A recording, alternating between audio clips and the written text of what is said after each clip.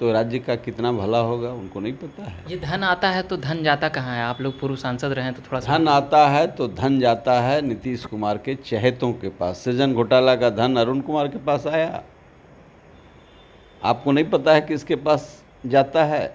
8-8 साल मुख्यमंत्री, 4 बार फाइल लौटा दिया गया। अकाउंटेंट जनरल ऑफ इंडिया एजी ने कहा कि वित्तीय अनियमितता हुई है, ट्रेजरी से पैसा गायब है। नमस्कार, आप देख रहे होंगे झकास भारत। मैं हूं रविकांत। हमारे बगल में है जहानाबाद के पूर्व सांसद अरुण कुमार जी। कल प्रेस कॉन्फ्रेंस किए थे और शिक्षक बहाली में जो लाठीचार्ज हुआ था और शिक्षक बहाली में जो मेरिट लिस्ट और नॉन मेरिट लिस्ट की जो बातें थी उसको लेकर कई बातें कहे हैं, हम अभी जानेंगे। स्टेट में जो अभ्यर्थी पहुंचे थे सचिवालय के पास और शिक्षा मंत्री के घरों का घेराव करना चाहते थे, लाठीचार्ज को लेकर क्या कहना चाहेंगे? पहले देखिए, शिक्षक अभ्यर्थी जो ये कह रहे हैं उसके हिसाब से वो शिक्षक हैं, परीक्षा पास किए हुए हैं। STET पास मतलब शिक्षक। और शिक्षकों की पिटाई यानी पीढ़ियों के निर्माण करने वाले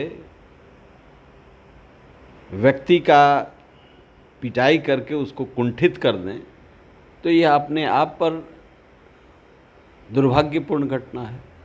अब सरकार को शर्म इस विषय पर नहीं हो, कोई लोक लाज नहीं हो, कोई परंपरा का एहसास नहीं हो।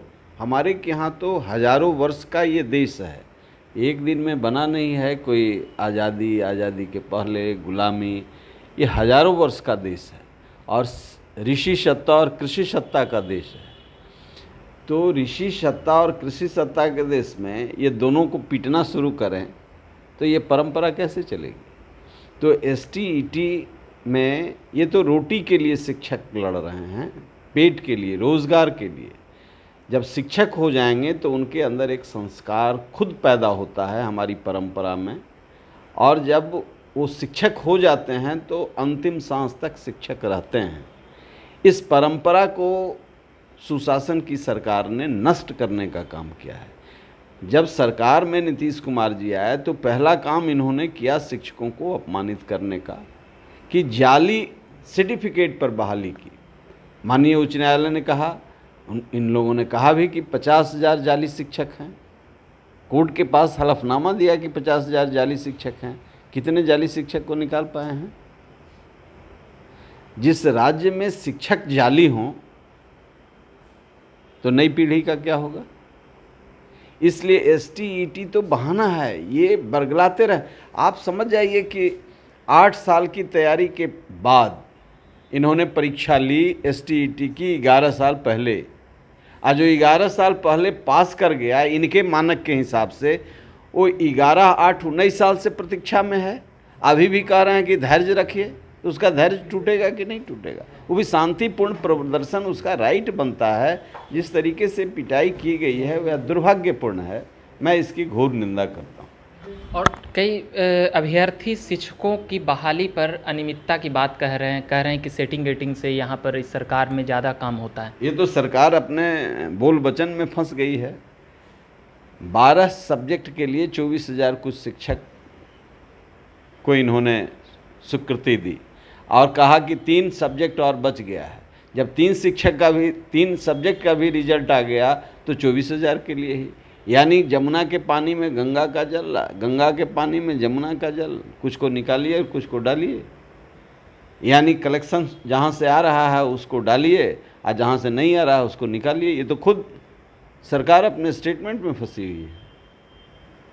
इसलिए बिहार में कोई भी परीक्षा स्वच्छ रूप से नहीं हो सकता है। उसकी मेधा पर कुठाराघात है। जो 10-10 साल से संघर्ष कर रहा है, परीक्षा पास किया है, जो नहीं पास किया है उसकी बात तो छोड़, पास करके भी शादी हो गया होगा, STET की परीक्षा दिया होगा तो, कि पास कर गए हैं तो मास्टर हो ही जाएंगे।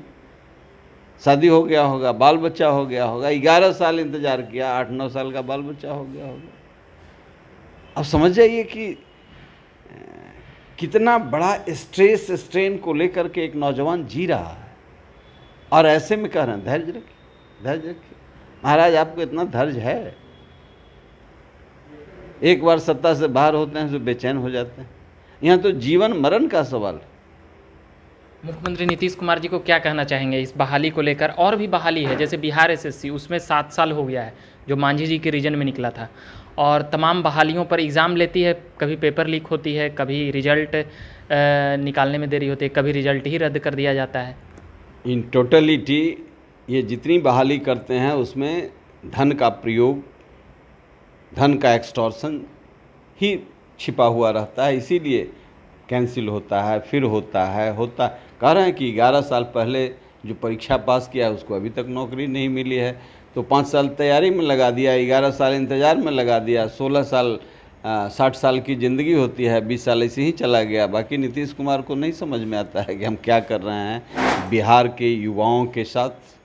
और युवा यदि कुंठित हो गए, दिशा भ्रम हो गया, कई तरह के चीज़ों में फंस गए, तो राज्य का कितना भला होगा उनको नहीं पता है। ये धन आता है तो धन जाता कहाँ है? आप लोग पूर्व सांसद रहे हैं तो थोड़ा सा। धन आता है तो धन जाता है नीतीश कुमार के चहेतों के पास। सृजन घोटाला का धन अरुण कुमार के पास आया, आपको नहीं पता है किसके पास जाता है? 8-8 साल मुख्यमंत्री, 4 बार फाइल लौटा दिया गया।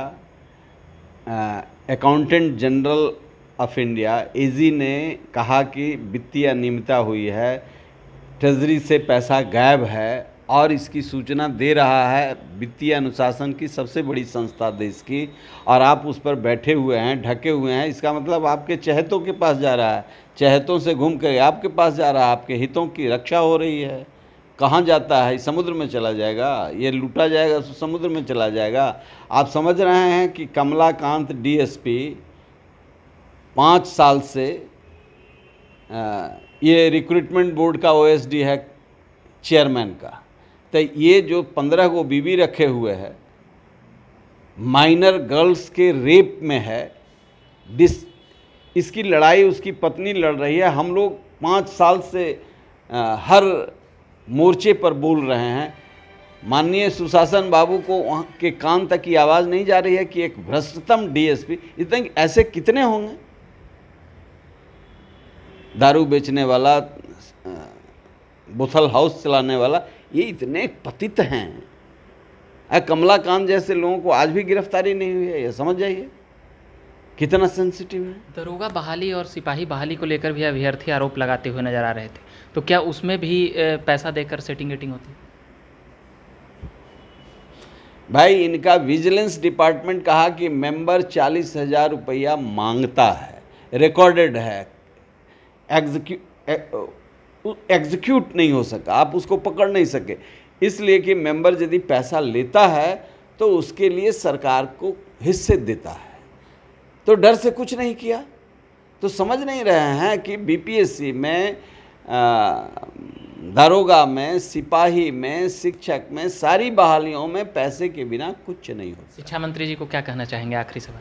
शिक्षा मंत्री अच्छे आदमी हैं, शालीन आदमी हैं, पढ़े लिखे आदमी हैं। उनके क्या जाने में इस तरह की पिटाई हुई है तो हमको थोड़ा सा लगा कि ये कहाँ फंस गए हैं, गलत मंत्रालय मिल गया, गलत लोगों के हाथ में कहाँ फंस गए हैं। मंत्रालय तो गलत, वो अच्छा काम कर रहे थे, उनके हिसाब से स्पीकर का पद बहुत अच्छा था, ये कहाँ गलत आकर के फंस गए। उनको तो पता भी नहीं होगा कैसे बहाली हो रही है। चलिए, हम बात करते रहेंगे। झकास भारत आप देख रहे होंगे, तमाम अभ्यर्थियों के मुद्दों को लेकर हम आते रहेंगे और तमाम राजनीतिक किस्से कहानियों को भी लेकर आते रहेंगे। अभी बात कर रहे थे जहानाबाद के 2 बार के पूर्व सांसद अरुण कुमार जी से। कल प्रेस कॉन्फ्रेंस में कई बातें कही थी, वही बातें, कई आरोप, संगीन आरोप उन पर मुख्यमंत्री नीतीश कुमार पर लगे हैं, बहाली में धांधली को लेकर और बहाली में देरी को लेकर। हम अभी के लिए इतना ही कहेंगे। झकास भारत से मैं रविकांत, धन्यवाद।